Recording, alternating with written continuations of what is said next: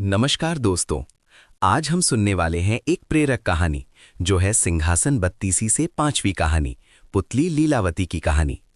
सिंहासन बत्तीसी उस प्रसिद्ध लोक कथा का हिस्सा है जिसमें राजा भोज को विक्रमादित्य के सिंहासन के ऊपर रखी 32 पुतलियां अर्थात देवी या वृतांतकार एक एक करके अपनी कथा सुनाती हैं, ताकि राजा ये समझ सके कि वो तभी सिंहासन पर बैठने के योग्य है जब उसके अंदर वे गुण हों जो विक्रमादित्य में थे। ये मुख्य आज की कहानी बताती है कि एक राजा कितनी आसानी से दानवीरता और दूसरों की भलाई के लिए काम कर सकता है जब वो सचमुच अपने चाहत से दे देता है। कहानी शुरू होती है जब राजा भोज फिर से विक्रमादित्य के सिंहासन पर बैठने का प्रयास करने आते हैं। पांचवी पुतली, जिसका नाम लीलावती है, उससे पहले आती है और कहती है कि वो एक ऐसा उदाहरण बताने वाली है जिसमें विक्रमादित्य की दानवीरता और महानता स्पष्ट रूप से दिखती है। यदि राजा भोज स्वयं उन गुणों के धनी हैं तो सिंहासन पर बैठने योग्य होंगे। इस तरह वे राजा से प्रश्न पूछती हैं, क्या आप विक्रमादित्य जैसे दानवीर और शूरवीर हैं? लीलावती की कथा। लीलावती बताती है कि एक समय विक्रमादित्य अपने दरबार में जनता और मंत्रियों के साथ बैठकर प्रशासनिक मुद्दों पर विचार कर रहे थे। उसी समय एक ब्राह्मण आया जिसने खुद को ज्योतिषी बताया। उसने कहा कि ग्रहों और नक्षत्रों के आधार पर उसने ये पाया है कि यदि राजा अपना महल एक शुभ समय में बनवाएं तो वे और उनका राज्य दोनों समृद्ध होंगे और लक्ष्मी देवी का वास हो जाएगा। राजा विक्रमादित्य ने कहा कि उन्हें खुद के लिए और अधिक कुछ नहीं चाहिए, लेकिन यदि इससे जनता को खुशी और संपन्नता मिले तो वो जरूर ऐसा करेंगे। राजा ने ब्राह्मण को कुछ चंदे दे दिए और फिर मंत्रियों के साथ मिलकर महल निर्माण के लिए उपयुक्त स्थान तलाशी। शीघ्र ही शिप्रा नदी के किनारे एक उपयुक्त जगह मिली।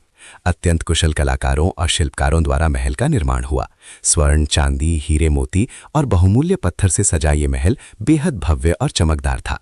जब विक्रमादित्य महल देखने गए तो ब्राह्मण भी वहीं मौजूद था। महल की शोभा देखकर ब्राह्मण ने अनायास ही कहा, वाह, ये महल कितना सुंदर है, काश ये महल मेरा होता। ये सुनकर विक्रमादित्य ने बिना किसी झिझक के कहा, अब से ये महल तुम्हारा है।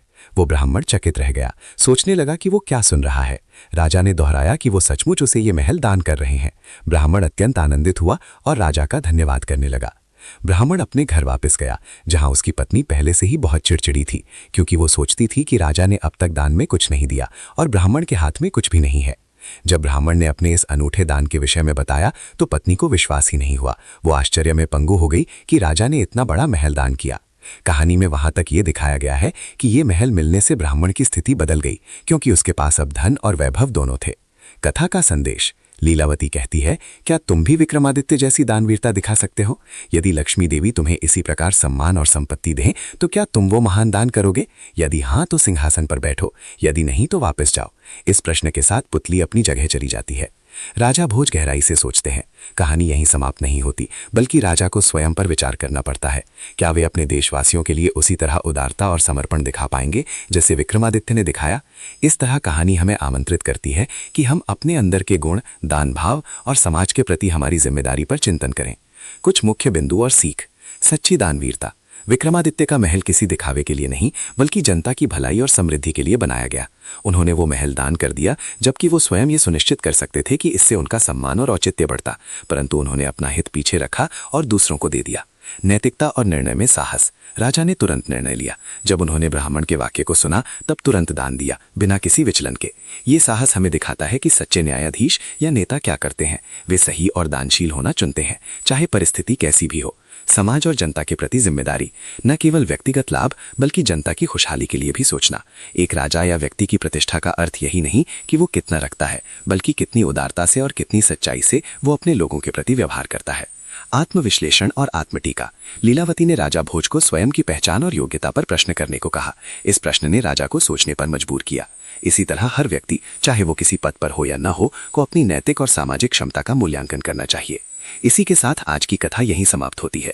एक ऐसी प्रेरणादायी कहानी जो बताती है कि बड़ा दान क्या है, असली वीरता क्या है और सच्चा नेतृत्व कैसा होता है। अगर आपको ये कहानी पसंद आई हो तो चैनल को सब्सक्राइब करें, वीडियो को लाइक और शेयर करें। आगे भी हम इसी तरह की रोचक और सीख देने वाली कहानियां लाते रहेंगे। धन्यवाद और फिर मिलते हैं अगली कथा में।